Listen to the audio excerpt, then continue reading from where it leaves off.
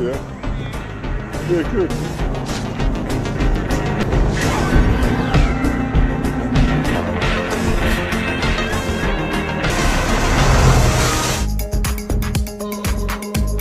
Superhero yang berjudul Extraordinary. Dalam cerita series ini, seorang perempuan normal harus menghadapi berbagai masalah karena ia hidup di dunia yang penuh dengan manusia super. Penasaran seperti apa lika-liku perjalanan perempuan tersebut? Yuk simak video alur ceritanya sampai selesai. Tapi sebelum kita ke alur ceritanya, Mimin gak bosan-bosan mengingatkan kalau konten ini berisi full spoiler. Jangan lupa untuk like, komen, subscribe, dan nyalakan loncengnya ya guys.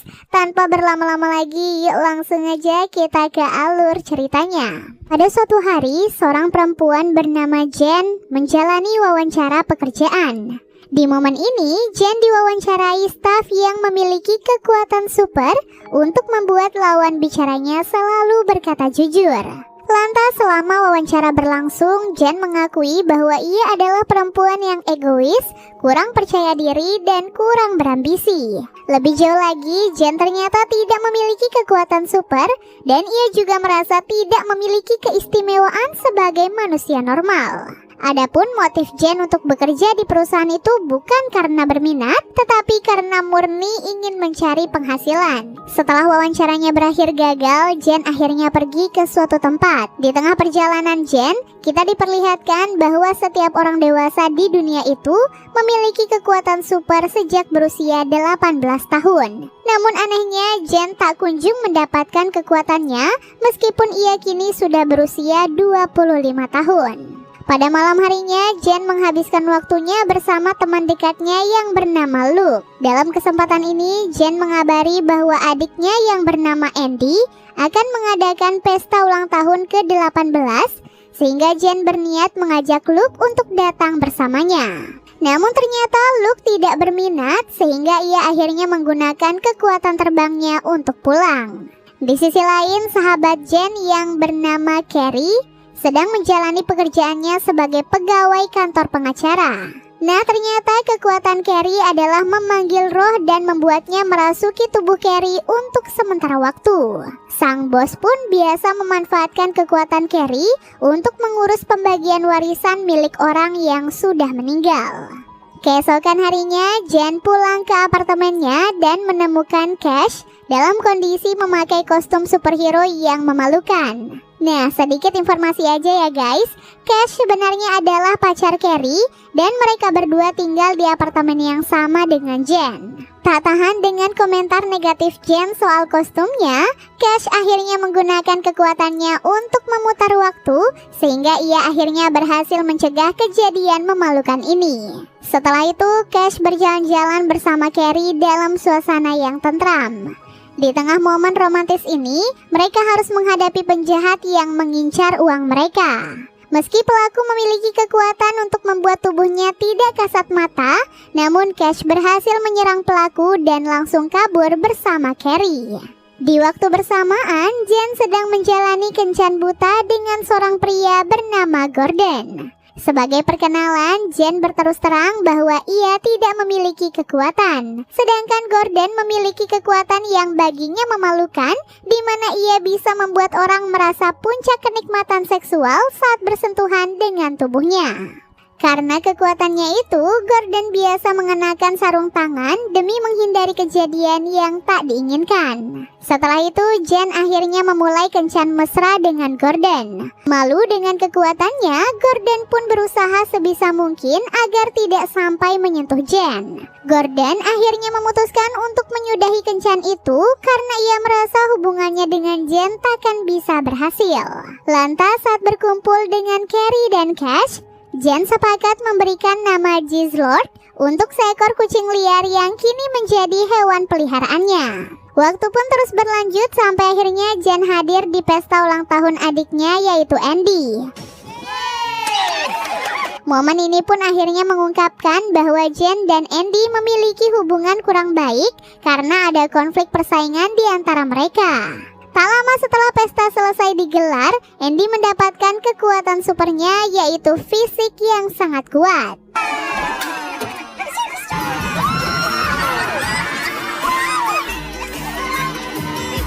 Sejak melihat Andy mendapatkan kekuatannya, Jen pun semakin minder dengan kondisinya sebagai manusia normal. Di tengah kegalauannya, Jen bisa kembali tersenyum setelah diajak terbang oleh Luke.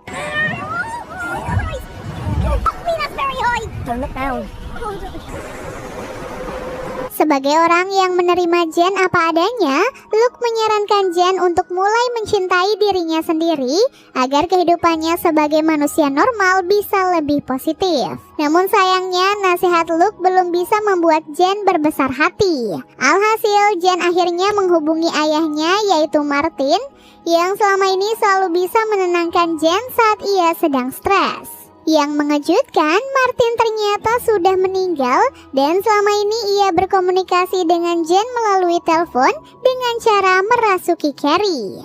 Setelah itu, Cash dan Carrie menjalani misi untuk membantu Jen membangkitkan kekuatannya. Percaya dengan informasi di internet, mereka akhirnya menyuruh Jen untuk menyantap menu paling pedas di sebuah kedai makanan. Hasilnya, Jen gagal mendapatkan kekuatannya meskipun ia sudah merasakan tingkat kepedasan paling tinggi.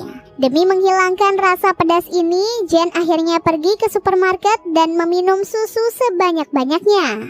Tak lama berselang, Luke mendapati aksi Jen, sehingga kejadian ini pun membuat Jen sangat malu. Setelahnya, Cash dan Carrie menjalani misi kedua untuk membangkitkan kekuatan Jen. Dalam misi kali ini, mereka percaya rasa takut yang sangat besar bisa menjadi solusi.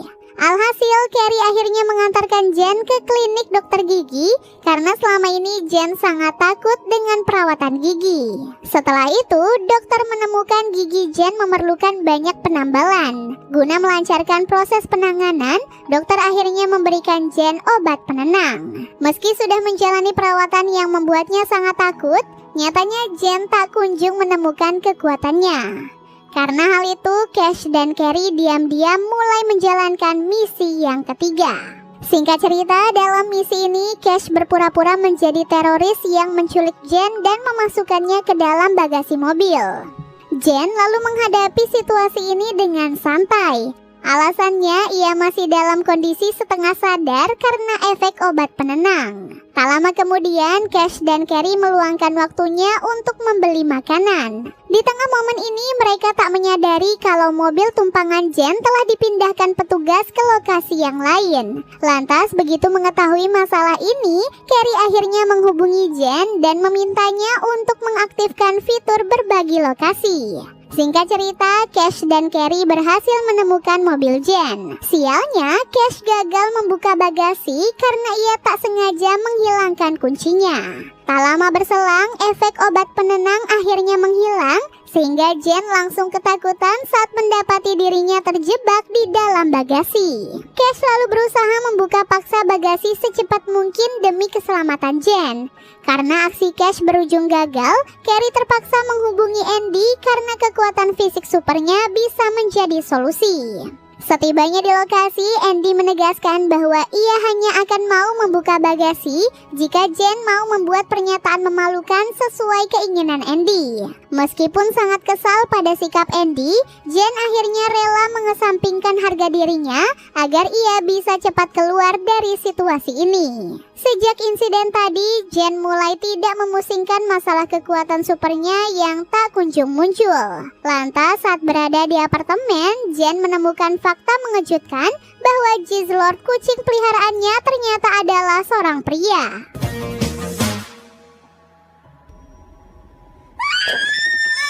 Jen lalu bertanya soal identitas Jizzlord dan bagaimana awal mula ia bisa berubah menjadi kucing. Anehnya, Jizzlord tidak mengetahui nama aslinya dan ingatannya sebelum berubah menjadi kucing pun juga samar-samar. Usai menyelidiki pernyataan Jizzlord, Jen akhirnya berhasil menemukan fakta bahwa pria itu sudah berubah menjadi kucing sejak 3 tahun yang lalu. Atas persetujuan Carrie dan Cash, Jen akhirnya mengizinkan Jizzlord untuk menetap di apartemen mereka sampai ia menemukan jati diri aslinya. Waktu pun terus berlanjut sampai akhirnya Jen kembali melakukan pekerjaan lamanya sebagai karyawan toko kostum. Lantas, akibat tak bisa menangani komplain pelanggan dengan baik, Jen akhirnya ditegur oleh bosnya yang bernama Angie. Nah, sedikit penjelasan aja nih guys. Angie sebenarnya sudah berusia 50 tahunan. Namun karena efek kekuatannya, fisik Angie menjadi seperti gadis remaja.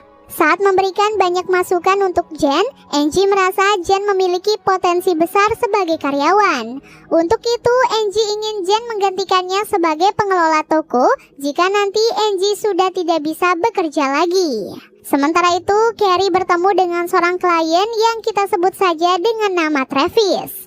Ternyata Travis adalah pelaku industri musik dan kini ia sedang berusaha mencari keuntungan besar dengan membangkitkan roh seorang penyanyi country populer era tahun 80-an yang bernama Colt. Travis selalu memberitahu bahwa Colt telah meninggal dunia pada puluhan tahun silam sebelum ia sempat menyelesaikan album terakhirnya. Nah, karena penggemar Colt di seluruh dunia masih antusias menunggu album terakhirnya, maka Travis berupaya membuat roh Colt menyelesaikan albumnya dengan cara merasuki tubuh Carrie. Singkat cerita, Carrie akhirnya bersedia membantu Travis berkat dorongan dari Jen. Dengan berpura-pura menjadi agen manajemen bakat Carrie, Jen bisa bernegosiasi dengan Travis terkait urusan gaji. Dari negosiasi itu, Travis berani memberikan 300.000 pounds untuk Carrie jika ia sukses membantu kliennya. Karena angka ini begitu besar dan bisa dibagi untuk berdua,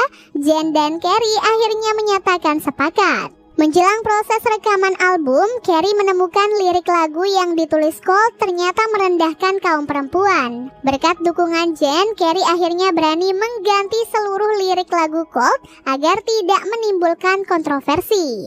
Setelah itu, roh Colt akhirnya memulai proses rekaman album terakhir dengan cara merasuki Carrie. Lalu saat bernyanyi, Colt ternyata bisa menyadari perubahan lirik lagu yang ia tulis, sehingga artinya Colt masih mengingat liriknya meskipun ia sudah mati selama puluhan tahun. Karena kesal dengan hal ini, Colt akhirnya menolak untuk menyelesaikan album terakhirnya, sehingga Travis batal menggaji Carrie. Sementara itu, Cash mulai berjuang untuk mewujudkan impiannya menjadi superhero. Dengan ditemani oleh G-Slord, Cash mengadakan seleksi sederhana untuk membentuk kelompok superhero pimpinannya yang bernama Vigilante.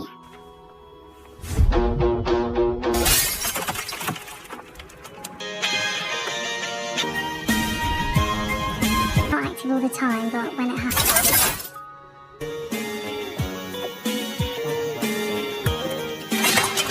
Singkat cerita, Cash berhasil menemukan 4 orang terpilih yang akan ia jadikan anggota Vigilante. Kekuatan 4 orang ini pun bervariasi, mulai dari kecepatan super, memanggil ikan laut, menembus tembok, sampai yang paling aneh, mencetak benda 3 dimensi melalui lubang pantat. Melalui diskusi dengan para anggotanya, Cash sepakat menjadikan Vigilante kelompok pahlawan sukarela yang fokus melindungi kaum perempuan dari kejahatan di kota mereka. Beberapa hari kemudian, Cash akhirnya memulai operasi Vigilante. Dalam perjalanannya, Vigilante menemukan seorang perempuan yang berjalan sendirian di sebuah area sepi. Sesuai misi utama mereka, Vigilante langsung beraksi untuk melindungi perempuan itu. Namun ujungnya, Vigilante malah tak sengaja membuat perempuan itu kaget dan mengalami insiden yang mengotori bajunya.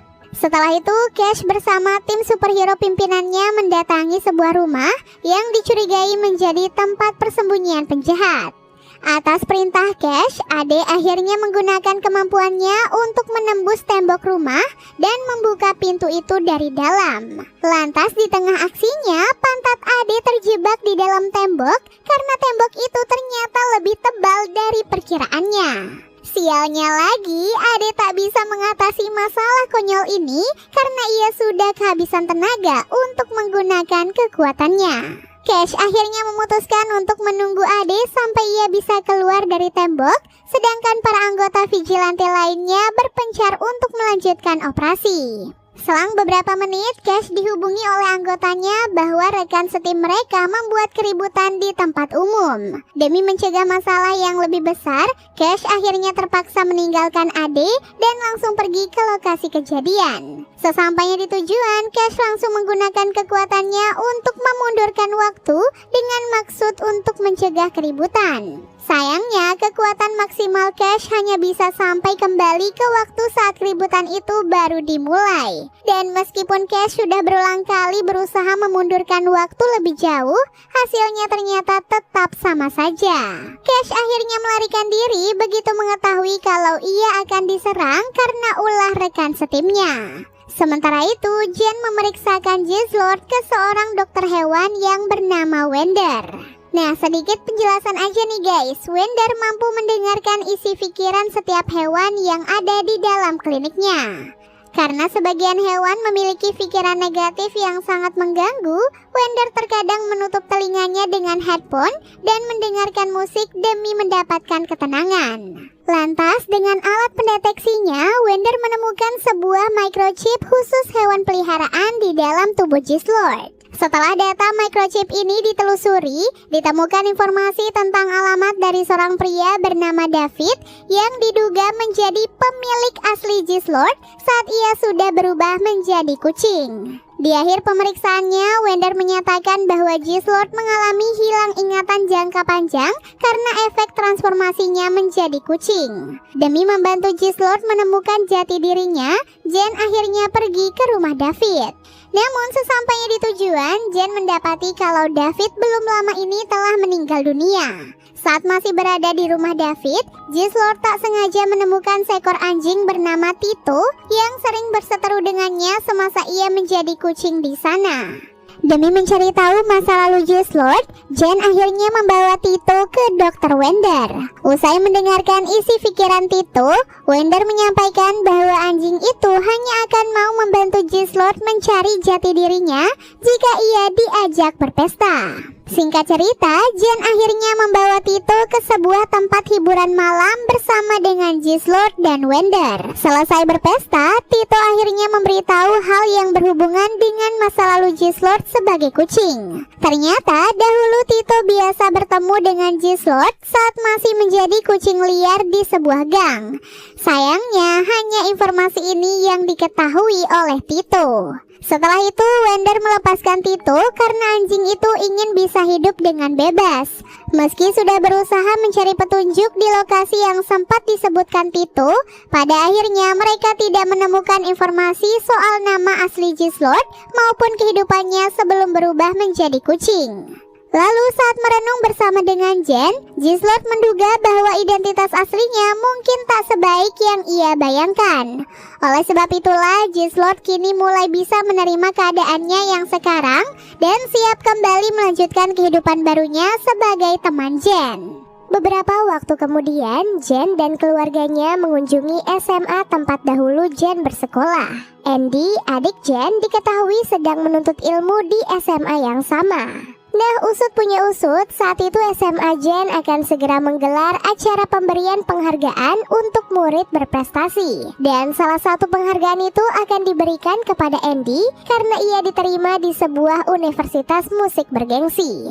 Lalu saat mengobrol dengan orang lain, Mary, ibu Jen, berbohong dengan mengatakan bahwa Jen memiliki kekuatan membaca pikiran. Ternyata kebohongan ini dibuat oleh Mary karena di dunia itu orang dewasa tanpa kekuatan super akan mengalami berbagai bentuk diskriminasi. Tak lama kemudian Jen bertemu dengan Carrie. Ternyata Carrie datang ke lokasi karena ia akan berpidato mewakili alumni angkatannya dalam acara pemberian penghargaan nanti. Lalu saat Jen dan Carrie sedang bersama, mereka ditemui oleh seorang guru SMA yang bernama Rebecca. Di tengah percakapan mereka, Jen dan Carrie mendadak berubah menjadi tegang. Penyebabnya, Rebecca dahulu suka merundung Carrie semasa mereka masih bersekolah di sana. Demi menjaga nama baiknya, Jen pun berusaha menutupi kondisinya sebagai manusia normal. Sedangkan Rebecca mengakui bahwa kekuatannya adalah membangkitkan ingatan. Setelah itu, Jen berada di dalam toilet dan diam-diam mendengarkan pembicaraan Andy dengan seorang teman dekatnya yang kita sebut saja dengan nama Susan. Nah, selama komunikasi mereka berlangsung, terungkaplah dua rahasia gelap Andy yang bisa menimbulkan masalah besar. Rahasia pertama, Andy dengan kekuatan fisik supernya tak sengaja meretakkan tulang Susan saat mereka sedang bersama. Sedangkan rahasia kedua, Andy sebenarnya ditolak menjadi mahasiswa universitas musik karena akibat kekuatannya, Andy tak bisa lagi bermain biola dengan baik. Begitu Susan meninggalkan toilet, Jen akhirnya mengungkit soal dua rahasia Andy. Andy lalu berjanji akan menuruti apapun perintah Jen agar kakaknya itu tidak membocorkan rahasia gelapnya. Di waktu yang sama, Carrie sedang mengobrol berdua dengan Rebecca. Di sini Rebecca berusaha meyakinkan bahwa ia sudah berubah menjadi orang baik sejak kekuatannya bisa kembali mengingatkan Rebecca akan semua perbuatan buruknya semasa bersekolah. Rebecca lalu menyayangkan keputusan Carrie yang masih berteman baik dengan Jen sejak mereka masih SMA. Alasannya, Rebecca menilai bahwa Jen adalah pribadi yang egois. Guna membuktikan penilaiannya, Rebecca membangkitkan ingatan Carrie tentang masa lalunya di SMA itu. Jadi ternyata dahulu Jen suka membuat masalah, sehingga Carrie sebagai teman yang baik selalu berusaha untuk membantunya. Akibat kebiasaan buruk Jen, Carrie gagal mengukir pencapaian positif yang seharusnya bisa ia wujudkan. Sejak kembali mengingat masa lalu ini, Carrie akhirnya baru bisa menyadari bahwa Jen memang egois. Beberapa saat kemudian, Andy akhirnya memulai pidato usai menerima penghargaan dari pihak sekolah. Demi menutupi rahasianya, Andy rela membaca naskah pidato buatan Jen yang mempermalukan Andy di beberapa bagian. Lantas di akhir pidatonya, Andy menyindir sosok Jen yang menurutnya tidak memiliki keahlian maupun pencapaian besar. Guna membalas sindiran Andy, Jen akhirnya membocorkan dua rahasia gelap Andy di depan umum. Akibat kejadian ini, pihak sekolah mencabut penghargaan Andy karena kedapatan berbohong. Setelah itu, giliran Carrie yang mulai berpidato mewakili alumni seangkatannya. Carrie lalu terpaksa mengakhiri pidatonya di tengah jalan karena konsentrasinya terganggu oleh suara pertengkaran keluarga Jen usai terungkapnya rahasia Andy. Tak lama berselang, Carrie menemui Jen dan memarahinya soal pidatonya tadi. Carrie lalu menekankan bahwa pidato ini sebenarnya adalah kesempatan emas bagi dirinya untuk unjuk gigi. Namun pada akhirnya Carrie harus kehilangan kesempatan itu karena ulah Jen di akhir pidato Andy. Jen akhirnya mengusir Carrie karena sakit hati dengan pernyataannya hingga membuat hubungan mereka menjadi rusak. Sejak konflik tadi, Jen dan Carrie saling mengabaikan dan hanya berbicara melalui Jislord. Setelah itu, Jen pergi ke klinik Discovery karena ia sudah jenuh dengan kondisinya sebagai manusia tanpa kekuatan super.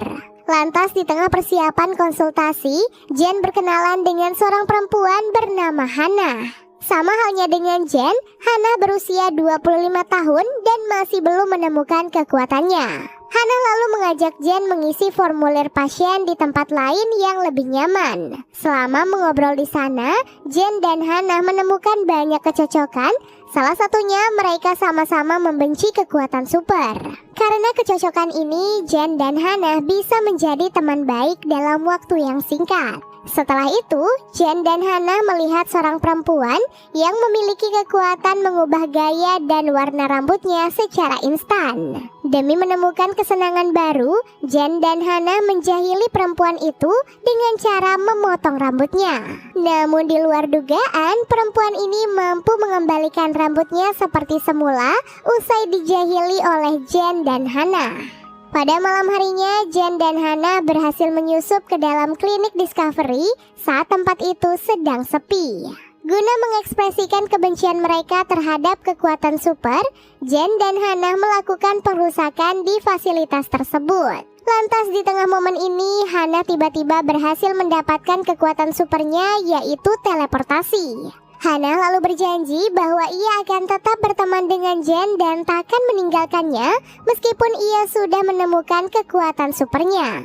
Tak lama berselang, seorang petugas klinik memergoki aksi pengerusakan Jen dan Hana. Hana lalu mengingkari janjinya dengan kabur melalui kemampuan teleportasinya dan meninggalkan Jen sendirian di lokasi. Saat sudah berada di apartemen, Jen menonton video Hana asyik memamerkan kekuatan barunya. Sejak kejadian ini, Jen meyakini bahwa Hana sudah tidak mungkin lagi berteman dengannya. Sementara itu, Cash sedang mengurung diri di apartemen sejak terjadinya insiden pada operasi terakhir Vigilante. Cash juga merasa sangat bersalah kepada para anggota Vigilante karena ia gagal menjadi pemimpin yang baik. Di tengah masa sulit ini, Carrie menyarankan Cash untuk meminta maaf kepada para anggotanya sebagai langkah awal untuk bangkit dari keterpurukan. Singkat cerita, kedua anggota Vigilante menerima permintaan maaf Cash. Berkat kebaikan mereka, Cash akhirnya terbebas dari rasa stres dan meyakini kelompok superhero-nya akan segera bangkit. Setelah itu, Cash menemui dua anggota terakhir Vigilante untuk meminta maaf kepada mereka. Namun di luar dugaan, anggota yang bernama Gregor menolak untuk berdamai dengan Cash karena ia merasa Cash tidak becus menjadi pemimpin. Sementara anggota lainnya yang bernama Randall juga melakukan hal serupa karena ia terpengaruh oleh Gregor.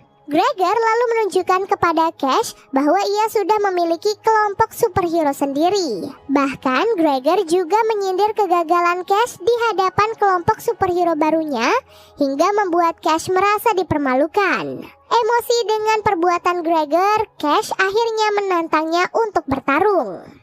Lantas di tengah duel itu, Gregor dengan kecepatan supernya berhasil menghindari setiap serangan Cash. Demi membalikan keadaan, Cash menggunakan kekuatannya untuk memutar waktu hingga ia pun berhasil menundukkan Gregor saat sedang lengah. Randall akhirnya mengikuti perintah Cash untuk kembali memperkuat Vigilante setelah Gregor tak bisa lagi menghasutnya. Setelah itu, Cash membawa kabar baik untuk Carrie bahwa Vigilante berhasil bangkit dan siap kembali beroperasi. Cash akhirnya berterima kasih kepada Carrie karena kebangkitan ini bisa terwujud berkat saran dari Carrie. Beberapa waktu kemudian, Jen dan Carrie menyadari bahwa mereka masih saling membutuhkan sehingga mereka akhirnya bisa berdamai dan kembali menjadi sahabat. Dengan ditemani oleh Carrie, Jen kembali bersiap menjalani konsultasi di klinik. Lalu saat menemani Jen mengisi formulir, Carrie mengakui bahwa ia sebenarnya kesal dengan kebangkitan Vigilante. Alasannya, keberadaan Vigilante membuat Cash jarang berkomunikasi dengan Carrie.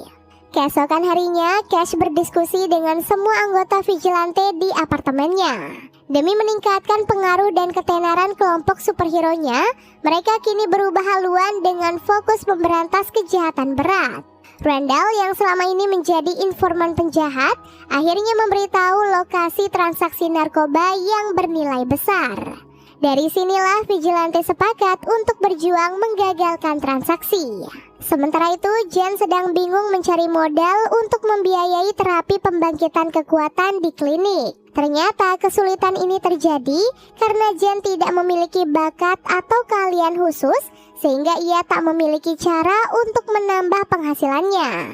Di tengah kebuntuan ini, Jen tiba-tiba terinspirasi oleh kekuatan Gizlord untuk berubah wujud menjadi kucing. Dari situlah Jen mendapatkan ide untuk mengikutsertakan Gizlord dalam sebuah kontes bakat kucing. Singkat cerita, Jen berhasil mendaftarkan Gizlord sebagai peserta kontes bakat kucing. Kontes ini pun berhadiah uang 10.000 pounds, sehingga Jen akan bisa membayar terapi jika Gizlord berhasil menjadi juara.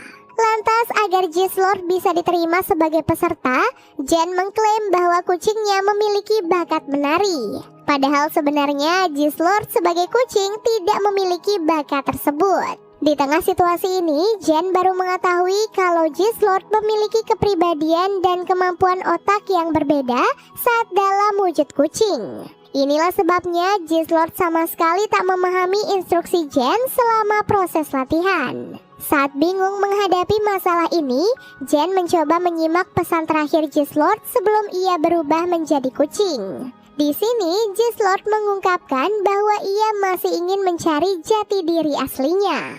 Namun di luar itu, Jislord sebenarnya sudah bahagia hanya dengan hidup bersama Jen. Di akhir pengakuannya, Jislord mengajak Jen untuk berusaha sebaik mungkin agar mereka bisa memenangkan kontes. Selesai mendengarkan pesan ini, Jen memiliki ide agar Jislord nanti bisa menari saat tampil di atas panggung. Beralih ke Carrie, ia berkenalan dengan roh Raja Charles II saat berusaha membantu kliennya. Carrie lalu menjalin komunikasi lebih jauh dengan roh Raja Charles hingga hubungan mereka pun menjadi dekat. Nah, karena dalam sejarahnya Raja Charles II jago bermain perempuan, Carrie pun mendapatkan perlakuan romantis yang selama ini tidak ia dapatkan dari Cash. Lantas saat jatuh hati kepada Raja Charles, Carrie menganggap Cash sebagai pacar yang membosankan. Sementara itu, Cash bersama Vigilante sedang berada di lokasi transaksi narkoba.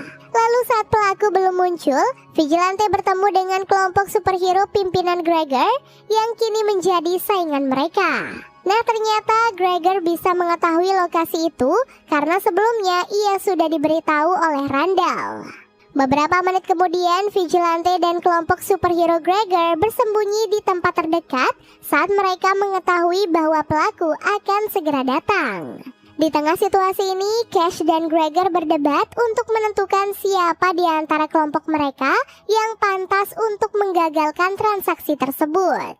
Dari adu mulut ini, Cash baru menyadari satu hal penting, yaitu kesuksesan Vigilante takkan berarti jika ia kehilangan cinta Carrie. Nah, berhubung saat itu sudah mendekati jam kencan, Cash akhirnya memutuskan untuk meninggalkan misinya dan pergi menemui Carrie di apartemen. Sesampainya di tujuan, Cash menekankan kepada Carrie bahwa ia sudah berhenti menjadi superhero. Ini artinya Cash memutuskan untuk meninggalkan Vigilante demi mempertahankan hubungannya dengan Carrie. Di waktu yang sama, Jen dan Jislord akhirnya mendapatkan giliran untuk naik ke panggung. Lantas di tengah penampilan mereka, Jen memerintahkan Jislord untuk berubah menjadi manusia dan menari bersama. Meski tarian mereka berjalan sempurna, namun pada akhirnya mayoritas juri memberikan nilai 0 karena yang mereka inginkan adalah pertunjukan bakat kucing. Setelahnya, Carrie membuat roh Martin merasuki tubuhnya agar ia bisa berbicara dengan Jen. Dari sini, Jen memberitahu ayahnya bahwa ia batal menjalani terapi karena terkendala dana. Jen juga bercerita bahwa Carrie akan putus dengan Cash karena belakangan ini mereka tidak lagi bahagia. Di tengah keretakan hubungannya dengan Carrie, Cash membuat kejutan dengan berencana mengadakan pesta di apartemen. Memasuki waktu malam hari, pesta di apartemen Jen akhirnya dimulai. Mengetahui ibunya akan datang, Jen meminta Jislord untuk bersikap layaknya teman biasa karena Jen ingin menghindari masalah. Tak lama kemudian, Jen akhirnya mengobrol dengan Mary, ibunya.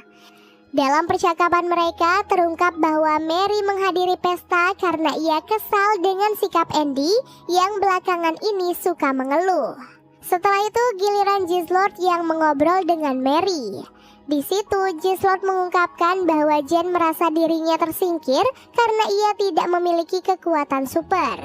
Jislord juga menceritakan bahwa Jen sebenarnya ingin melakukan terapi pembangkitan kekuatan, namun Jen terpaksa mengurungkan niatnya karena masalah biaya. Begitu mengetahui hal ini, Mary akhirnya memarahi Jen karena merahasiakan keinginannya untuk menjalani terapi. Dalam kesempatan yang sama, Mary juga berusaha membuktikan bahwa ia masih memperdulikan Jen meskipun hubungan mereka sebagai ibu dan anak kurang harmonis. Di sisi lain, Carrie akhirnya menemukan kesempatan untuk berbicara dengan Cash. Singkat cerita, Cash ternyata sudah menyadari bahwa Carrie berniat mengakhiri hubungan mereka. Alasannya sebagai jalan keluar, Cash memanfaatkan kekuatannya untuk memutar waktu agar ia selalu bisa mengalihkan perhatian Carrie. Waktu pun terus berlanjut sampai akhirnya Carrie bisa menyadari bahwa Cash berulang kali menggunakan kekuatannya agar Carrie tak memiliki kesempatan untuk menyudahi hubungan mereka.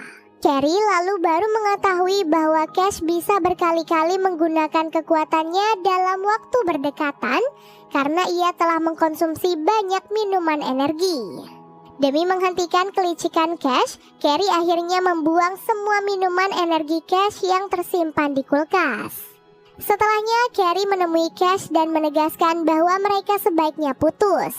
Cash pun saat itu sudah kehabisan tenaga, sehingga ia tak bisa lagi memanfaatkan kekuatannya untuk mencegah Carrie meminta putus. Kini Cash harus menerima kenyataan pahit bahwa hubungannya dengan Carrie telah kandas.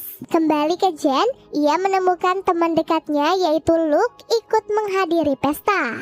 Tak lama berselang, Gist-Lord muncul dan menyatakan bahwa ia adalah pacar Jen. Seketika itu, Jen menyuruh Luke mengambil minuman dan mengajak Gist-Lord untuk berbicara di tempat lain. Jen lalu memarahi Gist-Lord atas pernyataannya tadi karena sampai saat ini Jen masih bingung dalam menentukan perasaannya kepada Gist-Lord. Selang beberapa menit, Luke ingin menyenangkan Jen dengan cara mengajaknya terbang bersama.